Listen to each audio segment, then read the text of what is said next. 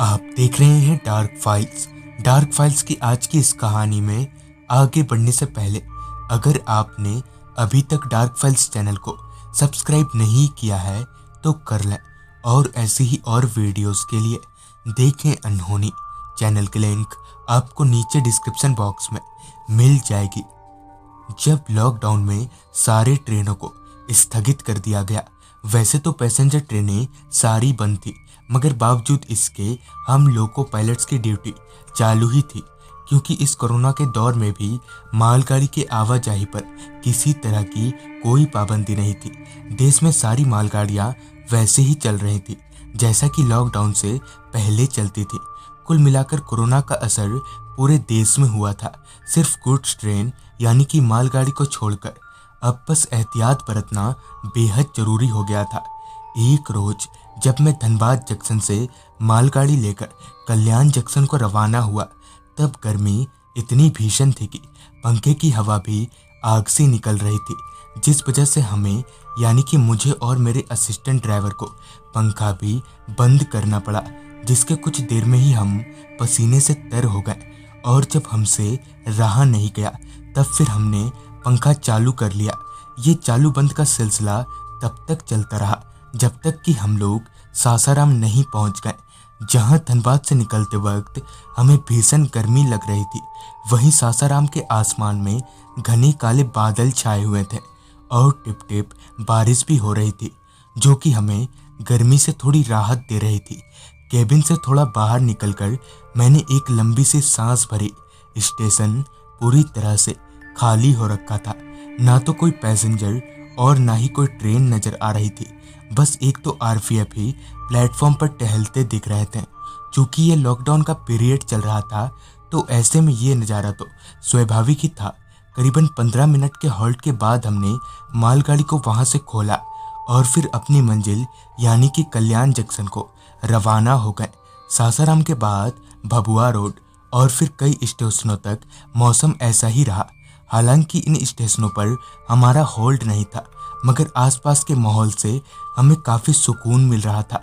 खैर, अब हमारा अगला होल्ड था पंडित दीनदयाल उपाध्याय जंक्शन। कुछ देर में ही हम लोग अपने दूसरे होल्ड पर रुके, जहां से करीब 10 मिनट के होल्ड के बाद हम लोग आगे निकल गए। कुछ घंटों के बाद ही दिन ढलने को हो गया, जिसके साथ ही आसमान के रंग में अब तब्दीली आने लगी थी। चुनार जंक्शन को पार करने के बाद पता नहीं बारिश कहीं गायब सी हो गई और फिर से हमें गर्मी लगने लगी। हालांकि अब सूरज की किरणें धीमी पड़ने लगी थी, सो अब हमें उतनी गर्मी नहीं लग रही थी। कुछ देर में ही हमारी मालगाड़ी एक और होल्ड मानिकपुर जंक्शन पर रुकी। अब लगभग रात हो चुकी थी। रात का खाना वाना खाकर करीब 20 मिनट के बाद हमने वापस मालगाड़ी को वहां से खोल दिया। रात बिल्कुल काली हो चुकी थी। पटरियों को छोड़कर आसपास का कुछ भी नहीं दिख रहा था, और तो आसमान पर चांद भी नहीं दिख रहा था। मालगाड़ी कभी खामोश जंगलों से होकर गुजरती तो कभी शहरी इलाकों से। इसका पता हमें तब चलता जब आसपास लाइटें दिखती या फिर नहीं दिखती। अब बस ट्रेन का कल्याण जंक्शन से पहले एक आखिरी हॉल्ट भुसावल जंक्शन ही बचा था। इस आखिरी हॉल्ट के बाद ट्रेन अब एकदम कल्याण में ही रुकेगी। बुरहानपुर के घने बड़े जंगल को पार करते हुए अभी हमारी ट्रेन आगे बढ़े जा रही थी। और अच्छी बात तो ये थी कि अब तक हमें ना तो कोई रेड सिग्नल मिला था और ना ही किसी तरह की कोई रुकावट, मगर ये पल भर की ही खुशी थी। थोड़ा आगे जाते ही भुसावल केबिन के पास ही हमें लाल झंडी दिखा दी गई। ट्रेन की रफ्तार धीमी करते हुए मैंने ट्रेन रोक दी, मगर हमें ये समझ नहीं आ रहा था कि ट्रेन को क्यों रोका गया है, जबकि अभी तो कोई ट्रेन भी नहीं चल रही। सो सारे प्लेटफॉर्म तो खाली ही होंगे। बहुत देर वहाँ इंतजार करने के बाद भी अब तक हमें आगे जाने का कोई इशारा नहीं मिला था। हम लोग अभी हरी झंडी का इंतजार कर ही रहे थे, तभी हमारे कैबिन में कुछ लोग चढ़ने लगे। वो कुछ 10 से 12 लोग होंगे। उन्हें देखते ही हमारी दिल की धड़कनें एकदम से तेज हो गई।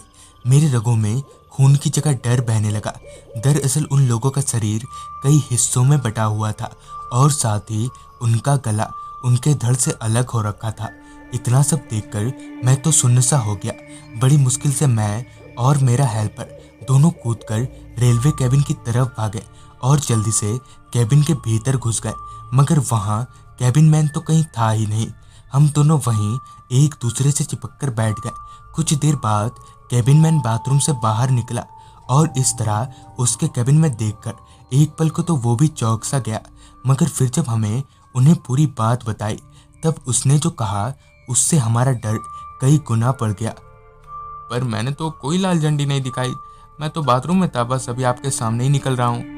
आगे उस कैबिन मैन ने बताया कि आज से कुछ हफ्तों पहले ही ट्रैक पर चल रहा प्रवासी मजदूरों का एक जत्था रात को ट्रैक पर सोते वक्त मालगाड़ी के चपेट में आ गया था। कहते हैं कि उस वक्त मालगाड़ी रफ्तार में थी, जिस वजह से लोको पायलट भी कुछ कर नहीं पाया। तब से लोगों का ऐसा कहना है कि आज भी हर रात उन मजदूरों की भटकती आत्मा घर जाने के लिए उस पटरी पर किसी ट्रेन का इंतजार करती है। फिर जब हमने खिड़की से बाहर झांककर ट्रेन की तरफ देखा तो सच में वहाँ वो मजदूर अब भी खड़े थे। तो दोस्तों, ये थी आज की कहानी। अगर आपके पास भी ऐसी कोई कहानियां हैं तो हमारे साथ जरूर शेयर करें। तो मैं आर्यन जल्दी ही मिलूंगा आपसे ऐसी ही एक कहानी के साथ।